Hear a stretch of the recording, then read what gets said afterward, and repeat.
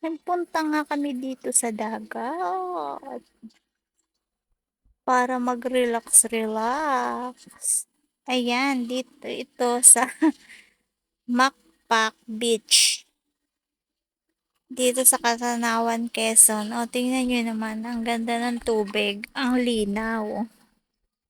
Birthday nga ng anak ko, kaya napaswimming kami dito.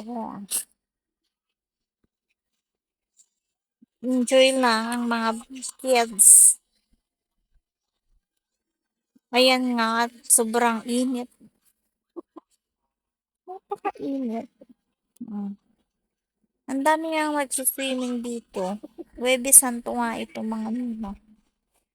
Huwebes Santo nga 'to. Oh, nakaka-relax lang ang vibes ng dagat. Kahit sobrang init eh, enjoy naman. Ang dami nang nagsi-swimming. Yung iba wala ng cottage. Yung iba may kanya-kanyang dalang upuan. Naglatag ng payong. Ayan nga, birthday ng anak ko. Magbo-blow na siya ng candle. Oh, nahiya pa. Nahiya pa nga siya diyan. Dito pala mag-voice off. Yan nga pala yung pangatlo kong kapatid. Ito yung pangalawa. Oh, ang gaganda ng aking mga sister.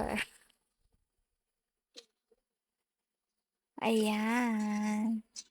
Relax, relax lang tayo.